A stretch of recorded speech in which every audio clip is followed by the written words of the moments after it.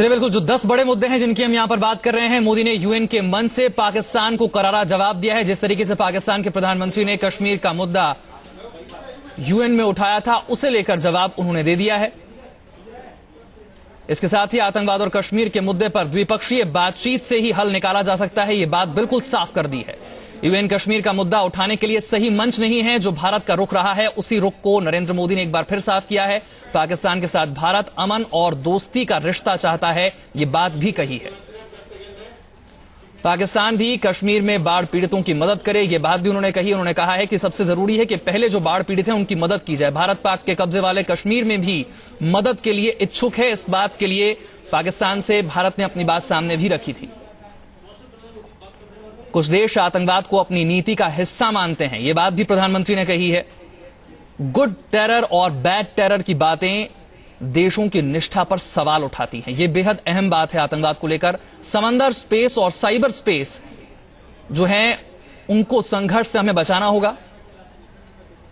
समंदर जोड़ता था, वही अब टकराव जो है वो शुरू होता हुआ नजर आ रहा है। अंतर्राष्ट्रीय एकजुटता के लिए यूएन की आवश्यकता जो है वो आज पहले से कहीं ज्यादा हो गई है। G1 से लेकर अब हमें G-all का माहौल बनाने पर विचार करना चाहिए।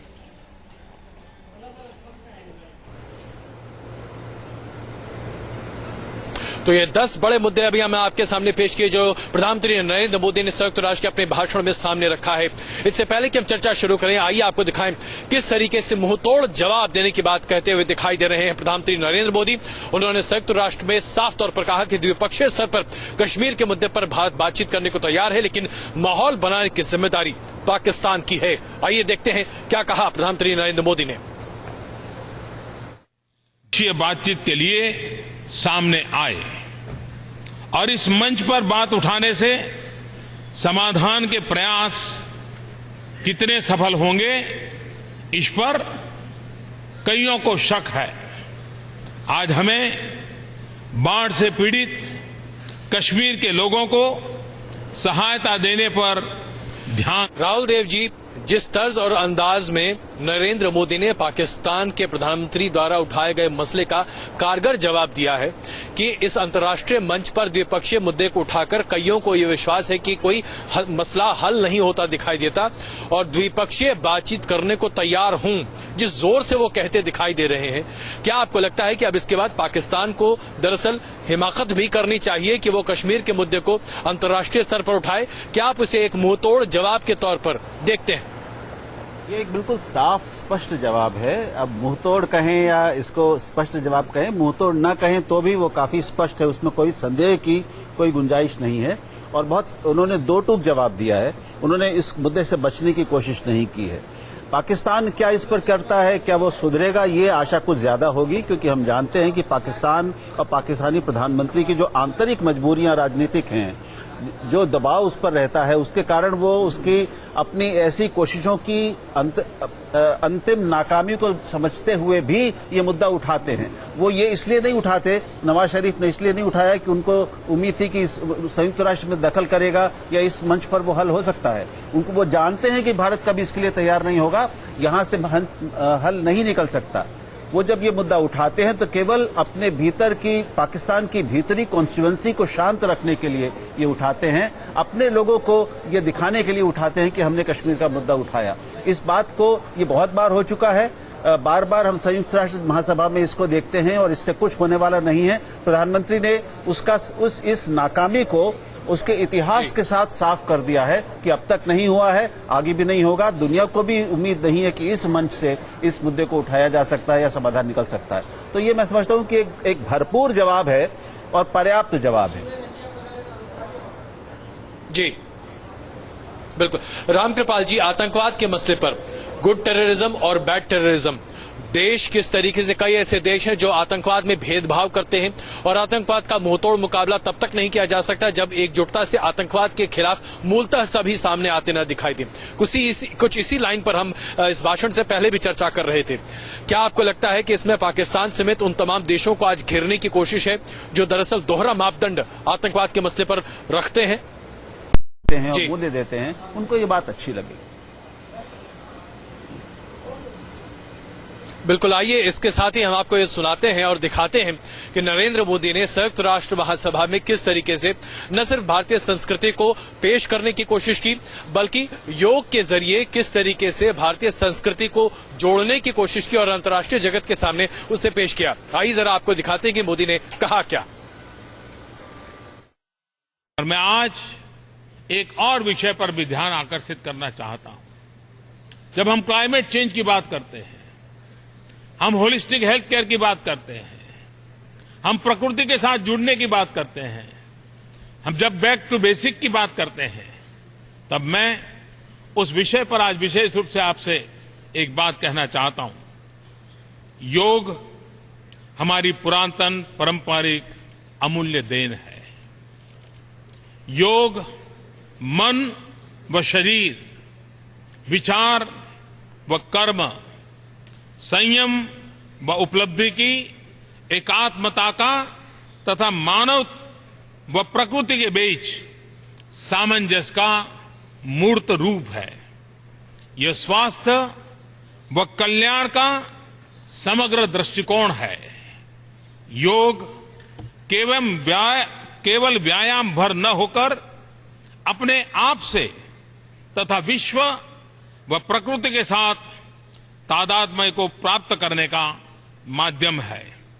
यह हमारी जीवन शैली में परिवर्तन लाकर तथा हम में जागरूकता उत्पन्न करके जलवायु परिवर्तन से लड़ने में सहायक हो सकता है।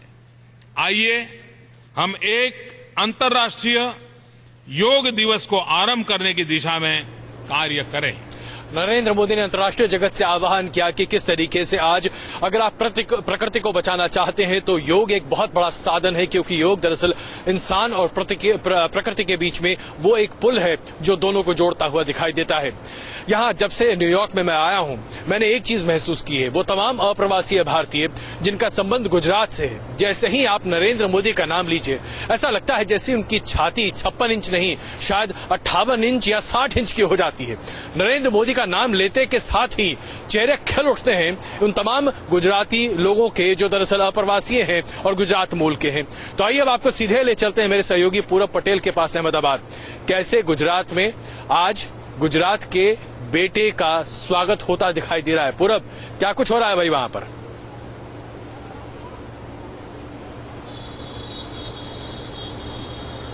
देखिए अजय जी, जैसा हाल अमेरिका में है ऐसा ही हाल अहमदाबाद में है। लोग काफी उत्सुक रहे मोदी का भाषण सुनने में। हमारे साथ कुछ लोग हैं, उनसे बातचीत करवाता हूं मैं आपकी। जी प्रोफेसर जी, आप बताइए कि आपने नरेंद्र मोदी का भाषण सुना, कैसा लगा? उसने जो भाषण दिया वो मैं ऐसा बोल सकता हूँ, न भूतो न भविष्यति। अभी तक ऐसा किसी ने बोला नहीं है और कोई बोलेगा नहीं। उसने ये दो तीन चार बात अच्छी की आंतरिकवाद के लिए किया, शिक्षा के लिए किया, पीने का शुद्ध पानी के लिए किया, और पाकिस्तान को ऐसा जवाब दिया कि हम मसूल से आगे बढ़ सकते हैं मगर वो आतंकवाद से समाधान में नहीं आ सकते। ऐसी बात किया उसने। जी बिल्कुल, मोदी ने ये भी कहा कि हम पाकिस्तान के साथ दोस्ताना रिश्ते चाहते हैं, लेकिन वो पहल करे। आपको लगता है कि भरोसा करना चाहिए पाकिस्तान पर?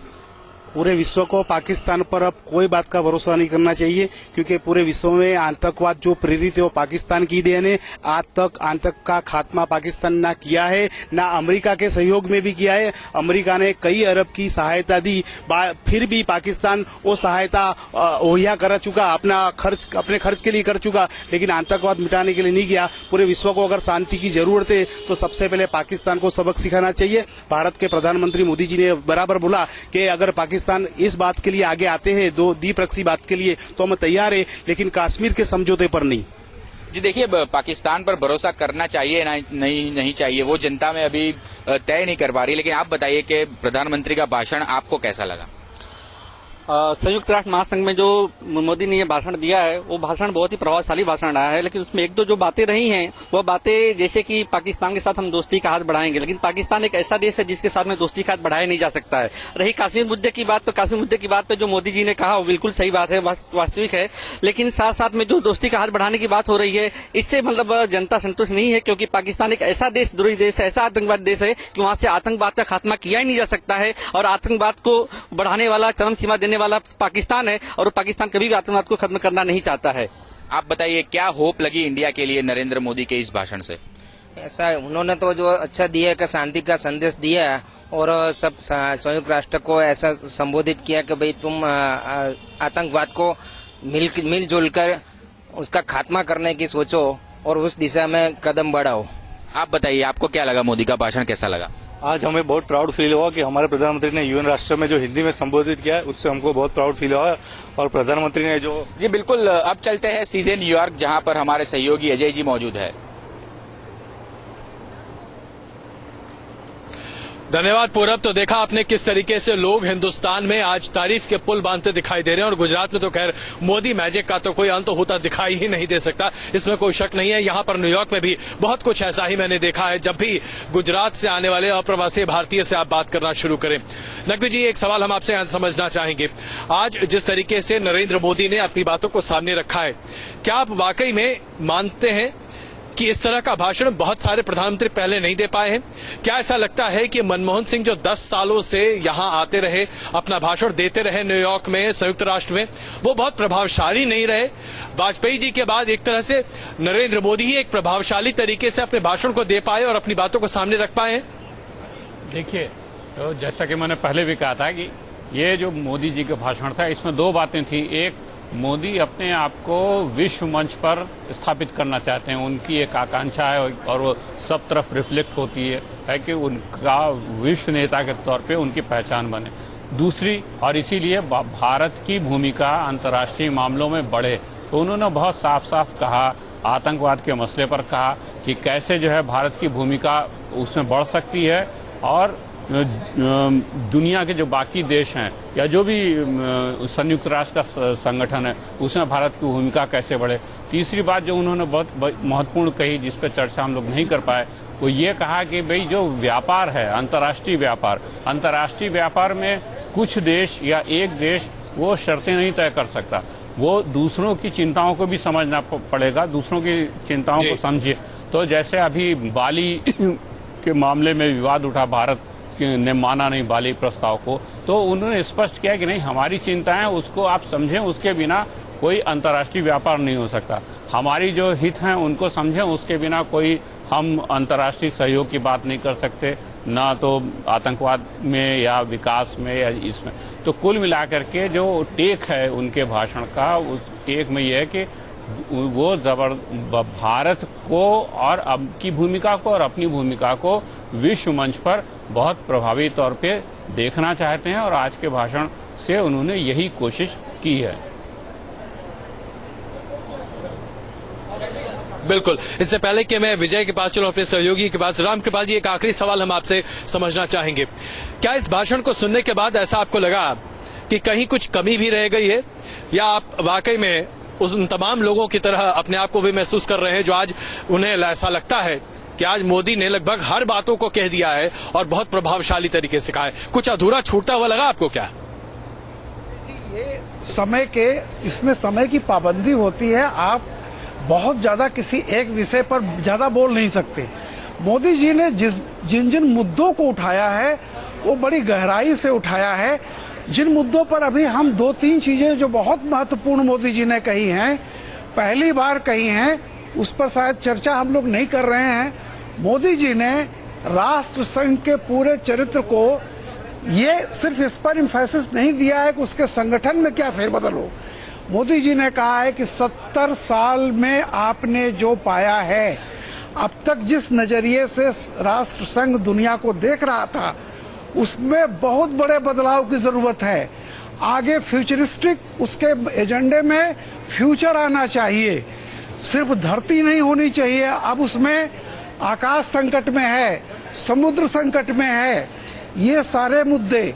और जो अब यूथ पूरा है, पूरी दुनिया में एक बहुत बड़ी पावर बन गई है, तो उन्होंने जैसे कहा कि यूनिवर्सिटी से रिसर्च हो कि आपको क्या मिला और आने वाले समय का, भविष्य का एजेंडा राष्ट्र संघ तय करे कि अब उसे आने वाले 100 साल की, 50 साल की मेजर चुनौतियां क्या हैं, उसके लिए पूरी सोच को बदलना पड़ेगा। सिर्फ संगठन पर उन्होंने नहीं कहा, पहली बात। दूसरी बात जी, देखिए कितनी बढ़िया ढंग से मोदी जी ने पाकिस्तान को, हम अभी बात कर रहे थे कि वो उन्होंने मुंहतोड़ जवाब दिया है फलाना, मैं कहूंगा मोदी जी ने बहुत पहले कहा था कि बम और बंदूक के बीच बातचीत नहीं होती। आज फिर उन्होंने विनम्र दृढ़ता से, मैं कहूंगा विनम्र दृढ़ता से अपनी दोबारा वही बात रखी। और जो पाकिस्तान ने पिछले 48-72 घंटे में जो बिल्कुल उबाल एक तरह से लाया था कश्मीर के सवाल पर, उन्होंने पानी का छींटा डाल दिया कि वहां बाढ़ आई हुई है, बिल्कुल चलो मिलजुल करके हम बाढ़ पीड़ितों की सहायता करें। बिल्कुल उस मुद्दे की हवा निकाल दी पूरी तरह। सही बात है। और न सिर्फ पाकिस्तान को सुनाई गुड टेररिज्म बैड टेररिज्म से, सीधे अमेरिका को सुनाया, समुद्र में हस्तक्षेप को लेकर चीन को खरी खोटी सुनाई। और एक लाइटर नोट पे विजय त्रिवेदी हमारे साथ है। विजय जी, चुनाव के दौरान बाबा रामदेव याद रहे थे, थोड़ा सा लाइटर नोट पे बात करते हैं। आज कोई खुश हो ना हो, बाबा रामदेव जरूर खुश होंगे। चलो, एक अंतर्राष्ट्रीय योग दिवस के तौर पर एक दिन बनेगा। जी बिल्कुल ठीक बात है। कल ही मेरी बात हो रही थी बाबा रामदेव के यहाँ कि किस तरह से हम यहाँ पर अमेरिका में योग सेंटर्स पर कुछ कवर करना चाहते थे, तब इस पर ही बात हो रही थी। तब भी प्रधानमंत्री नरेंद्र मोदी का जिक्र आया था और वो हम लोग कवर करना चाह रहे थे, टाइम नहीं मिल पाया था। तो बाबा रामदेव बहुत खुश होंगे, क्योंकि बाबा रामदेव अभी तक चुनाव प्रचार के दौरान भी ये भूमिका बनाते रहे कि नरेंद्र मोदी को जिताने में और बीजेपी को जिताने में उनकी बड़ी भूमिका रही है। थोड़ी सी गहरी सांस लेकर बाबा रामदेव हरियाणा में भी सहयोग अब ज्यादा मिलेगा। योग को कैसे अंतर्राष्ट्रीय योग स्तर हरियाणा में भी सहयोग ज्यादा मिलेगा। लेकिन मैं जिक्र रमेश बहुत महत्वपूर्ण तरीके से करना चाहता हूं नरेंद्र मोदी का कि संयुक्त राष्ट्र संघ के मंच पर संयुक्त राष्ट्र संघ पर सवाल खड़ा करना एक बड़ी हिम्मत का काम है। और जिस तरह से अभी रामकृपाल जी भी जिक्र कर रहे थे कि उन्होंने स्ट्रक्चर की भी बात, उन्होंने स्ट्रक्चर में चेंज करने की बात की। उन्होंने कहा कि संयुक्त राष्ट्र संघ सिर्फ बड़े देशों का एक वो संगठन नहीं है कि जो बड़े देश तय करेंगे वही चलेगा। ज्यादा देशों की हिस्सेदारी उसमें लेनी पड़ेगी, ज्यादा देशों को समझना पड़ेगा। सुरक्षा परिषद की बात पर भी उन्होंने कहा कि जनतांत्रिक भागीदारी की बात होनी चाहिए। किस तरह का संयुक्त राष्ट्र संघ है उसको एक तरह से बेमानी करार दिया उन्होंने अपने तरीके से। और उन्होंने कहा कि अब हमें नए तरीके से सोचना पड़ेगा। 70 साल में कहां पहुंचे हैं, कहां से कहां जाना, एक फ्यूचरिस्टिक सोच होनी चाहिए। तो नरेंद्र मोदी की जो खासियत है वो ये है कि वो बात साफ गोई से रखते हैं और डरते नहीं है। संयुक्त राष्ट्र के मंच पर संयुक्त राष्ट्र के खिलाफ बोलना, न्यूयॉर्क की जमीन पर अमेरिका के खिलाफ भी एक तरह से बात करना, पाकिस्तान के खिलाफ बात करते हुए यूनाइटेड नेशंस को फिर से सवाल खड़ा करना कि यूनाइटेड नेशंस के मंच पर इस सवाल को नहीं खड़ा किया जा सकता, कश्मीर को, पाकिस्तान को। तो ये सारी बातें, और आतंकवाद पर भी, आतंकवाद पर साथ देने के साथ साथ उन्होंने कहा कि आतंकवाद पर अलग अलग नीतियां नहीं रखी जा सकती। बिल्कुल सही कह रहे हैं आप। तो संयुक्त राष्ट्र महासभा में आज जो कुछ भी प्रधानमंत्री नरेंद्र मोदी ने कहा वो अपने आप में महत्वपूर्ण है।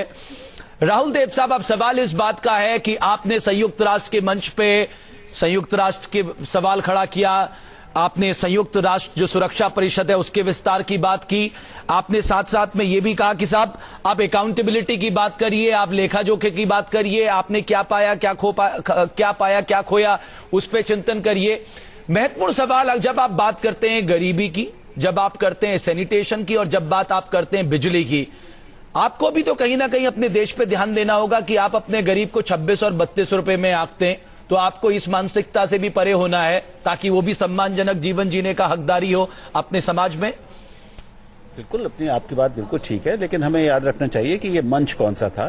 ये मंच अपनी आंतरिक चुनौतियों की चर्चा का उतना नहीं था जितना विश्व मंच पर भारत की क्या भूमिका उसका प्रधानमंत्री देखना चाहता है, वो अपने को दुनिया के सामने किस रूप में प्रस्तुत करना चाहता है, अपने व्यक्ति को भी और अपने देश को भी, और वो विश्व की व्यवस्था, जो नई विश्व व्यवस्था बन रही है उसको कैसा समझता है, उसकी अपनी समझ दिखाने का ये मंच होता है।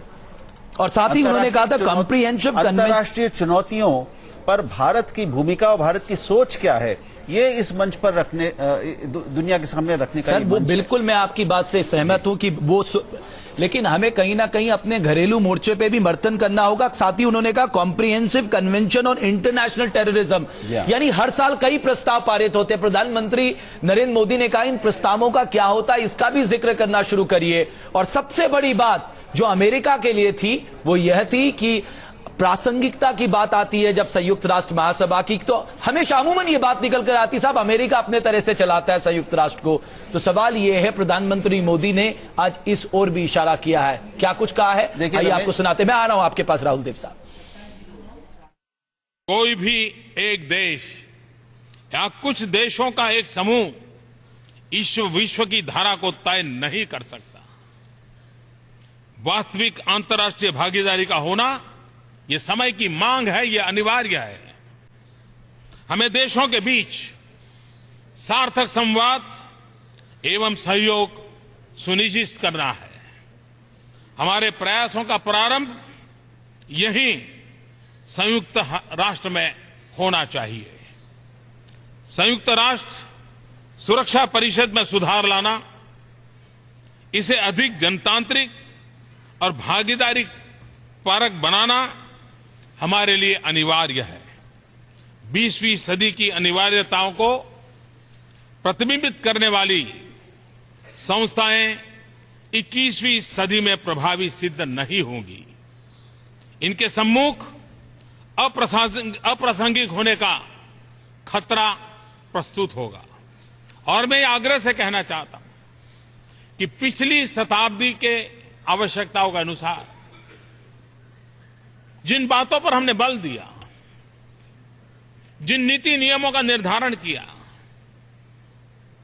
21वीं सदी में विश्व काफी बदल चुका है, बदल रहा है और बदलने की गति भी बड़ी तेज है। ऐसे समय यह अनिवार्य हो जाता है कि हम समय के साथ अपने आप को ढालें, हम परिवर्तन करें, हम नए विचारों पर बल दें। अगर ये हम कर पाएंगे तभी जाकर के हमारा रिलेवेंस रहेगा। तो ये महत्वपूर्ण बात की है। एक मुद्दा जो छूट रहा है जिसको हम कमरवेद नकवी साहब यहां पर लेना चाहेंगे, क्लाइमेट चेंज को लेकर भी उन्होंने कहा है कि फंडिंग और टेक्नोलॉजी ट्रांसफर, यानी जो विकासशील देश हमेशा विकसित देशों से मांग करते आए। हमने देखा कि 2009 में एक क्लीन एनर्जी फंड भी बना था, उसमें बहुत कुछ ज्यादा नहीं हो पाया है। तो ये भी अमेरिका या बड़े जो विकसित देश है उनको संकेत था कि साहब आप इमिशन करते रहिए और सारा कुछ ठीकरा विकासशील देशों के ऊपर नहीं फोड़ सकते। हाँ, जाहिर सी बात है। तो उस क्षेत्र में भी नरेंद्र मोदी ने ये बात साफ करने की कोशिश की है कि भाई पर्यावरण पे भी बात जब आप करेंगे तो बराबरी से बात होगी। ये बात टॉप डाउन नहीं हो सकती कि नहीं आप ऊपर से आप बात करो और नीचे से हम उसको फॉलो करते रहें। तो मूल रूप से लेकिन ये है कि हाँ, अच्छा होता है कि वो पर्यावरण के मुद्दे पर जरा साफ सफाई से बोलते। वो बात जैसे अभी राहुल जी ने भी कहा था, वो बात उतनी स्पष्ट तौर पर उठ नहीं पाई जितनी उसको उठनी चाहिए। एक बात राहुल देव साहब जो मुझे नजर आई, उन्होंने जापान में लोगों को यह समझाने की कोशिश की कि भारतीयों का प्रकृति से कितना प्रेम है। हम जल की पूजा करते हैं, सूर्य की पूजा करते हैं, अग्नि की पूजा करते हैं, यानी हम प्रकृति के बेहद नजदीक हैं। यानी कुल मिलाकर विकास और पर्यावरण के बीच संतुलन आज के दौर में कितना जरूरी है। शायद उन्होंने ये संदेश सीधे दे दिया कि आप पर्यावरण को दरकिनार कर सिर्फ विकास को लेकर आगे नहीं बढ़ सकते, आपको दोनों में समन्वय स्थापित करना होगा। नहीं रमेश, मैं ऐसा नहीं समझता, मैं असहमत हूं। मुझे नहीं लगता कि उन्होंने पर्यावरण और प्रकृति को लेकर और प्राकृतिक चीजों को लेकर बहुत स्पष्ट और दो टूक कोई बात उन्होंने कही है। उन्होंने बात कही है लेकिन उससे कोई धारा दिखती नहीं जी। एक ऐसा देश जब ये उसका प्रधानमंत्री अगर सिर्फ यह है कि हम प्रकृति की पूजा करते हैं, पेड़ों की, नदियों की, पहाड़ों की, लेकिन उसके अपने देश में उसकी प्रमुखतम नदियां नाला बन चुकी हों और उसको सफाई के नए अभियान चलाने पड़ रहे हों बहुत बड़े, तो ये एक विरोधाभास है उसमें। और प्रकृति को बचाने के लिए जो एक बुरी दुनिया में बहस है कि प्रकृति और विकास के बीच में एक टकराव जो हो गया है कि अगर कारखाने बनाने हैं तो प्रकृति को नुकसान होगा, मिट्टी को नुकसान होगा, पानी को नुकसान होगा, पेड़ों को और पहाड़ों को, इनके बीच में कोई नया संतुलन साधने की सोच अगर दिखी हो, या एक भारत की प्रतिबद्धता, कमिटमेंट प्रकृति को बचाने की, जलवायु परिवर्तन में एक निर्णायक हस्तक्षेप करने की, ऐसी कोई बात मुझे इसमें नहीं दिखी। आपको ऐसी बात नहीं दिखी? सामान्य दार्शनिक स्तर पर प्रकृति के महत्व की बात जरूर की गई है लेकिन उससे कोई नई दिशा मुझे नहीं दिखती। एक और मुद्दा जो G2 ऑल है कमर वहीद नकवी साहब, ये भी बहुत महत्वपूर्ण। आप देखिए G4, G77, G20 एक महत्वपूर्ण वैश्विक मंच है जहां पर आर्थिक शक्तियां एक साथ होती हैं। लेकिन उन्होंने कहा कि आप सबको एकजुट होकर क्यों नहीं साथ लाना चाहते, आप अलग अलग फ्रंट बनाकर आखिर किस लिए आप ये फ्रंट बनाते हैं। और ये सही बात है, अगर आप G20 में देखें किसका बोलबाला है। लेकिन सबसे पहले आइए आपको सुनाते हैं इस वैश्विक अवधारणा में G2G ऑल को लेकर, जैसा कि हम कह रहे थे, नरेंद्र मोदी हर जगह एक स्लोगन देने की कोशिश करते हैं, चाइना से मिल्स टू माइल्स, 3D का जापान को लेकर, उन्होंने ट्रांसबेस की बात कही थी नेपाल में जाकर। यहां क्या कहा, आइए आपको सुनाते हैं। आज हम कई जी की बातें करते हैं, जिसके नंबर बदलते रहते हैं। कभी G4 होगा, कभी G7 होगा, कभी G20 होगा, हम बदलते रहते हैं।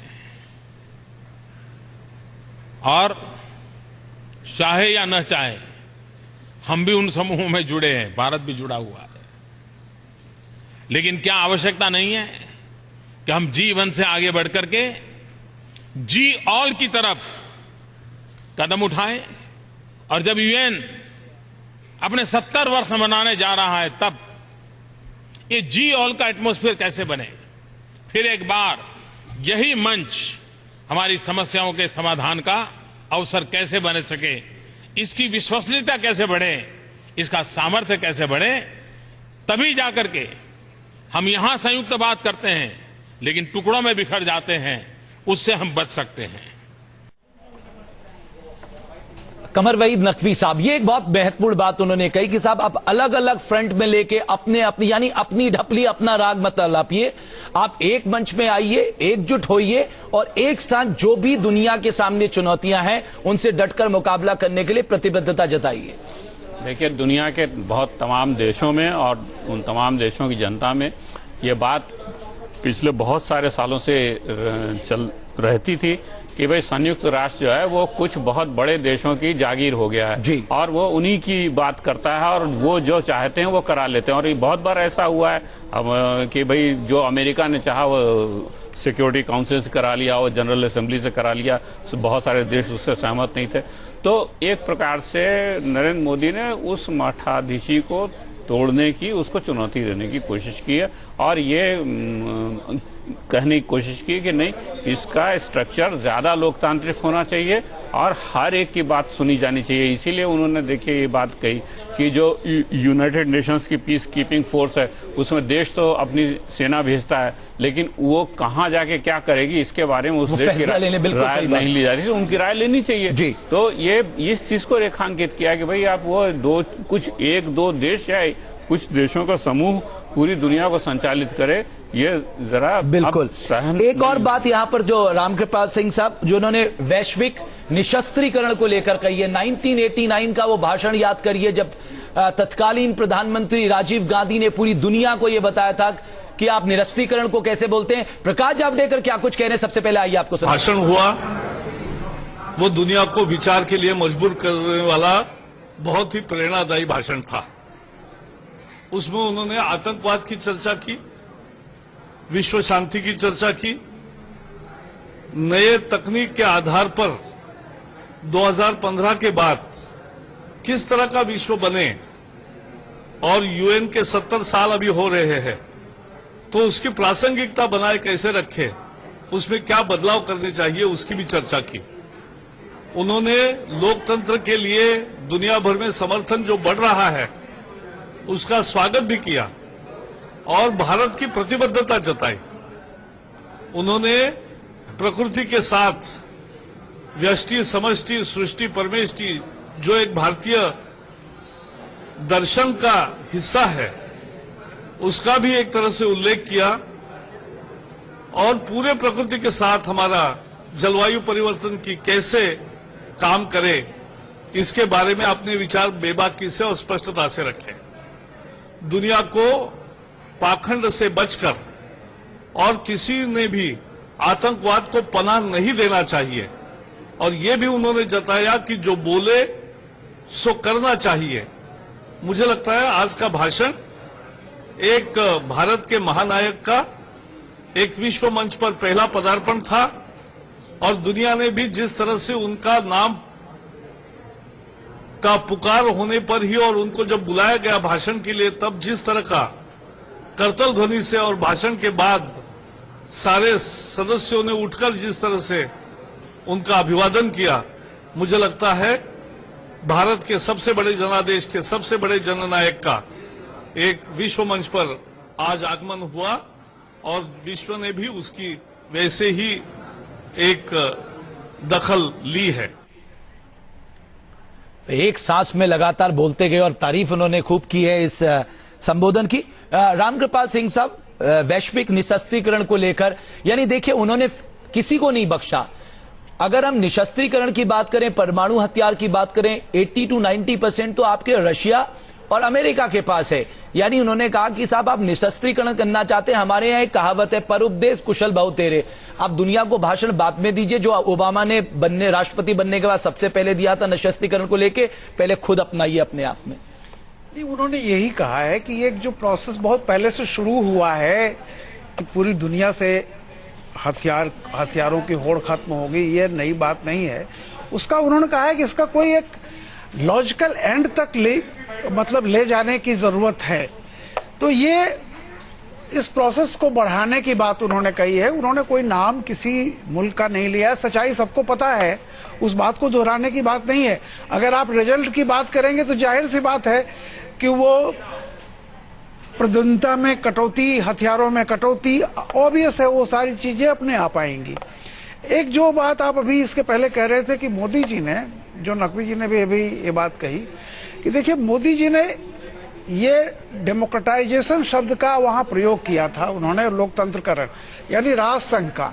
सीधी सीधी एक बात है कि राष्ट्रसंघ एक ऐसी संस्था बनी थी जो लोकतांत्रिक दुनिया में लोकतंत्र को मजबूत करने के लिए, लोकतांत्रिक ढंग से चीजों को आगे ले जाने के लिए, लेकिन उस संस्था के साथ खोट यह था कि वो संस्था का जो संगठन का आधार है, बेसिकली जो उसका बंटवारा, वो ताकत का है जी, उसमें उसका खुद का लोकतांत्रिकरण होना जब बहुत जरूरी है। मोदी जी ने यह बात उठाई है और अब जैसा दुनिया के बहुत सारे देश अब नॉक कर रहे हैं उन चीजों पर, तो जो संस्था लोकतंत्र की रक्षा करने जा रही है या करने के लिए सबसे आगे है, उसका खुद का लोकतांत्रिकरण होना बहुत जरूरी है। बिल्कुल, ये बात मोदी जी ने उठाई है। और भी बहुत कुछ प्रधानमंत्री नरेंद्र मोदी ने इस सभा में कहा। प्रधानमंत्री नरेंद्र मोदी ने संयुक्त राष्ट्र महासभा के सामने नियमों में बदलाव की भी मांग उठाई और कहा कि सुरक्षा परिषद, खासकर संयुक्त राष्ट्र सुरक्षा परिषद में दूसरे देशों को भी शामिल किया जाना चाहिए। सवाल उठता है कि 1 अरब 25 करोड़ की आबादी वाले देश के बिना यह संयुक्त राष्ट्र सुरक्षा परिषद भला कैसे पूरी हो सकती है। फिर एक बार भारत की तरफ से इस सम्मानीय सभागृह के समक्ष बहुत आग्रहपूर्वक मैं अपनी बात बताना चाहता हूं।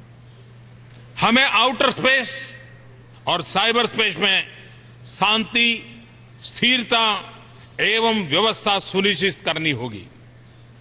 हमें मिलजुल करके काम करते हुए यह सुनिश्चित करना है कि सभी देश अंतर्राष्ट्रीय नियमों, मानदंडों का पालन करें। हमें यूएन पीसकीपिंग के पुनीत कार्य को पूरी शक्ति प्रदान करनी चाहिए। जो देश अपनी सैन्य टुकड़ियों का योगदान करते हैं, उन्हें निर्णय प्रक्रिया में शामिल करना चाहिए। निर्णय प्रक्रिया में शामिल करने से उनका हौसला बुलंद होगा। वो बहुत बड़ी मात्रा में त्याग करने को तैयार है, बलिदान देने को तैयार है, अपनी शक्ति और समय खर्च करने को तैयार है। लेकिन अगर हम उन्हें ही निर्णय प्रक्रिया से बाहर रखेंगे तो कब तक हम यूएन पीसकीपिंग फोर्स को प्राणवान बना सकते हैं, ताकतवर बना सकते हैं। इस पर भी गंभीरता से सोचने की आवश्यकता है। आइए हम सार्वभौमिक वैश्विक निशस्त्रीकरण एवं अप्रसार हेतु अपने प्रयासों में दुगुनी शक्ति लगाएं। अपेक्षाकृत अधिक स्थिर तथा समावेशी विकास हेतु निरंतर प्रयासरत रहें। इस अंतर्राष्ट्रीय मंच में प्रधानमंत्री नरेंद्र मोदी ने यह साफ कर दिया कि वो पाकिस्तान के साथ बातचीत करने को तैयार है, लेकिन बातचीत के लिए बम यानी कि बंदूक और बातचीत उन्होंने साफ कर दिया साथ साथ नहीं हो सकती है। एक अच्छे वातावरण की जरूरत है, आतंक मुक्त वातावरण की जरूरत है और उस वातावरण को बनाने की पूरी जिम्मेदारी पाकिस्तान के ऊपर है। भारत अपनी प्रगति के लिए एक शांतिपूर्ण और स्थिर अंतर्राष्ट्रीय वातावरण की अपेक्षा करता है। हमारा भविष्य हमारे पड़ोस से जुड़ा हुआ है। इसी कारण मेरी सरकार ने पहले ही दिन से पड़ोसी देशों से मित्रता और सहयोग बढ़ाने पर पूरी प्राथमिकता दी है और पाकिस्तान के प्रति भी मेरी यही नीति है। मैं पाकिस्तान से मित्रता और सहयोग बढ़ाने के लिए पूरी गंभीरता से शांतिपूर्ण वातावरण में बिना आतंक के साये के साथ द्विपक्षीय वार्ता करना चाहता हूं, लेकिन पाकिस्तान का भी यह दायित्व है कि उपयुक्त वातावरण बनाए और गंभीरता से द्विपक्षीय बातचीत के लिए सामने आए और इस मंच पर बात उठाने से समाधान के प्रयास कितने सफल होंगे, इस पर कईयों को शक है। आज हमें बाढ़ से पीड़ित कश्मीर के लोगों को सहायता देने पर ध्यान देना चाहिए, जो हमने भारत में बड़े पैमाने पर आयोजित किया है और इसके लिए सिर्फ भारत में कश्मीर उसी का ख्याल रखने पर हम रुके नहीं हैं। हमने पाकिस्तान को भी कहा, क्योंकि उस क्षेत्र में भी बाढ़ का असर था। हमने उनको भी कहा कि हम जिस प्रकार से कश्मीर में बाढ़ पीड़ितों की सेवा कर रहे हैं, हम पाकिस्तान में भी उन बाढ़ पीड़ितों की सेवा करने के लिए हमने सामने से प्रस्ताव रखा था। हम विकासशील विश्व का हिस्सा हैं, लेकिन हम अपने सीमित संसाधनों को उन सभी के साथ साझा करने के इच्छुक हैं जिन्हें इनकी नितांत आवश्यकता है। और न्यूयॉर्क से मेरे सहयोगी विजय त्रिवेदी भी मेरे साथ जुड़े हुए हैं। विजय, जाहिर है हिंदुस्तान में एक बहुत बड़ा असर होता है अगर भारत के प्रधानमंत्री पाकिस्तान को लेकर दो टूक बात करें, लेकिन हमें अगर याद होगा शर्म एल शेख में हमारे पूर्व प्रधानमंत्री मनमोहन सिंह ने कहा कि टेरर से बातचीत को अलग रखा जाए, लेकिन आज प्रधानमंत्री नरेंद्र मोदी ने साफ कर दिया कि अगर आप टेररिज्म फैला रहे हैं, अगर आपके यहां 3 दर्जन से ज्यादा टेररिस्ट काम कर रहे हैं, आपकी जो पॉलिसी है भारत के खिलाफ वो केवल टेररिस्ट आधारित है, तो हम आपसे बातचीत नहीं कर सकते। बिल्कुल ठीक बात है। शर्म एल शेख के वक्त भी मैं वहां, जब प्रधानमंत्री डॉक्टर मनमोहन सिंह थे, उस वक्त भी मैं वहां मौजूद था और उस जो बयान दिया गया था भारत सरकार की तरफ से प्रधानमंत्री जी ने, उसकी काफी आलोचना हुई थी और उसके बाद प्रधानमंत्री ने भी, डॉक्टर मनमोहन सिंह ने भी और भारत सरकार ने अपना रुख बदला और कहा कि आतंकवाद और बातचीत साथ साथ नहीं चल सकते हैं और इसीलिए यूपीए सरकार के दौरान भी कोई बातचीत पाकिस्तान के साथ नहीं हुई है। आतंकवाद पर बातचीत से पहले मैं एक छोटा सा जिक्र करना चाहता हूं कि अभी मेरी बात बाबा रामदेव से हुई है, जो इस समय फ्रैंकफर्ट जर्मनी में है और उन्होंने प्रधानमंत्री नरेंद्र मोदी ने जिस तरह से अंतर्राष्ट्रीय योग दिवस की बात की है और योग और भारतीय कल्चर, संस्कृति और आध्यात्म की बात की है, उसका बहुत स्वागत किया, अभिनंदन किया है और वो बहुत खुश हैं कि प्रधानमंत्री ने अंतर्राष्ट्रीय मंच पर इसका जिक्र किया है। अब मैं जिसका जिक्र आप पहले कर रहे थे, तो वो इस समय फ्रैंकफर्ट जर्मनी में है। लेकिन महत्वपूर्ण बात है कि जिस तरह से आतंकवाद को लेकर प्रधानमंत्री मोदी ने जिक्र किया है, वो बहुत महत्वपूर्ण बात है और पाकिस्तान को जो जवाब देना चाहिए था, ये बात तो पहले जब विदेश सचिव स्तर की वार्ता को रद्द किया गया था, जब हमारे यहाँ पर पाकिस्तान के जो हाई कमिश्नर हैं, उन्होंने जब सेपरेटिस्ट लीडर के साथ बातचीत की थी विदेश सचिव वार्ता से पहले, और उस विदेश सचिव वार्ता को इसीलिए रद्द किया गया था कि पाकिस्तान का ये जो रुख है वो भारत को मंजूर नहीं था। भारत किसी भी तरह से आतंकवाद को और बम को लेकर, बातचीत को लेकर साथ साथ नहीं चल सकता है, लेकिन पाकिस्तान की अपनी मजबूरी है, वो उसके जो अंदरूनी जो कमजोरियां, अंदरूनी जो परेशानियां, उसके लिए उनके पास कश्मीर के अलावा आतंकवाद को बढ़ाने पाकिस्तान का रुख इस बयान के ऊपर क्या रहता है। जाहिर है पाकिस्तान की ओर से जो बयान आएगा उस पर हमारी नजर टिकी होगी। राहुल देव साहब, आप तीनों से बहुत संक्षेप में चाहूंगा, आपने नेताओं को बुलाया, आपने उनको भी आमंत्रित किया, उसके बाद आपने अपनी बायलैटरल टॉक जो सेक्रेटरी लेवल बातचीत थी उसे कहा कि हम नहीं बातचीत नहीं करेंगे, और आप यहां पर जो अलग से साइडलाइन पे बातचीत होती है उसमें भी आपने मिलने से मना कर दिया। लेकिन आपके जो विदेश मंत्री हैं, आपके जो गृह मंत्री हैं, वो क्या कहते हैं मैं बताता हूं। सुषमा स्वराज का यह कहना है फॉरेन डिप्लोमेसी में नॉन स्टॉप कुछ नहीं होता। गृह मंत्री राजनाथ सिंह का क्या कहना है, आप दोस्त बदल सकते हैं, पड़ोसी नहीं बदल सकते। क्या कहें?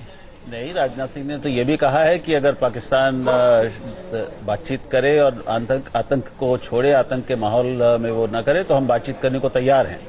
तो ये ऐसा है कि कोई भी जो अंतर्राष्ट्रीय राजनीति जानता है, और ये बुनियादी बात कि आप पड़ोसी नहीं बदल सकते, ये तमाम लोग कह रहे हैं, पिछले 50-60 साल से कही जा रही है, कोई पहली बार ये कॉमन एजेंडा हो गया। ठीक है, ये बहुत आम बात है, इसको कोई बड़ा महत्व नहीं देना चाहिए। मोटी बात यह है, सब जानते हैं कि बिना बातचीत के काम नहीं चलेगा। अगर समाधान निकालना है तो वो बातचीत से ही निकलेगा।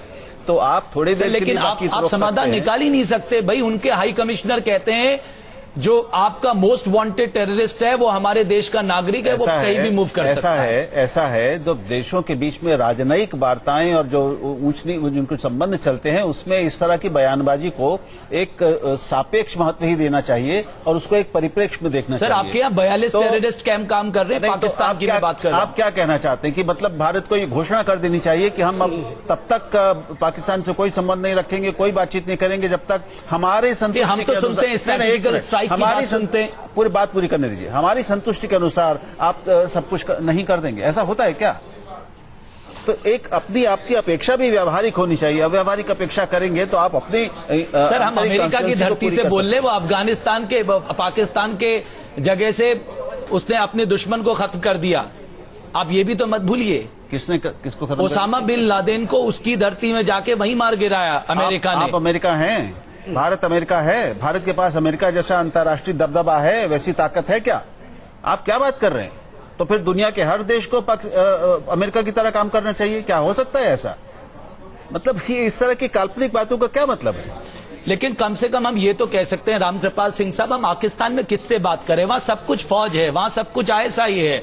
जब अमेरिका के फॉरेन सेक्रेटरी आते हैं तो वहां की फौज से पहले मुलाकात करते हैं, बाद में राजनीतिक हुक्मरानों से मिलते हैं। ये बातें पिछले दिनों में, ये आज का जो मंच था एक्चुअली वो कोई भारत पाकिस्तान की विदेश नीति डिस्कस करने का मंच नहीं था, और एक सांकेतिक ढंग से ही बात कही जा सकती थी। मुझे लगा कि ये बात एक अच्छी चीज है। जो भी मोदी जी ने कहा है, मैं फिर कहता हूं कि सिर्फ माहौल बदलने की जिम्मेदारी सिर्फ प्रधानमंत्री या राजनयिकों की नहीं होती, हम नागरिकों को भी होती है। हमें किसी भी चीज पर रिएक्ट करते समय यह भी देखना चाहिए कि हम उस माहौल को सचमुच पॉजिटिव दिशा में ले जा रहे हैं या बिगाड़ रहे हैं।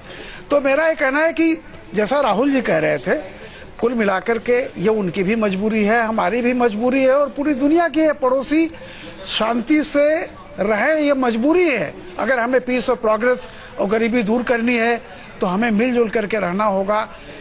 इसके अलावा और कोई चारा नहीं है। इसमें प्रयास कहीं से भी हो, उसका हमें स्वागत मेरे पास समय समाप्त हो गया। आप तीनों मेहमानों का बहुत बहुत शुक्रिया। ये जो विशेष चर्चा हमारी चल रही है लगातार जारी रहेगी, आगे भी हम बताएंगे कुछ और महत्वपूर्ण बातें जो संयुक्त राष्ट्र में कही है प्रधानमंत्री मोदी ने। यहां कुछ पलों के लिए रुक रहे हैं।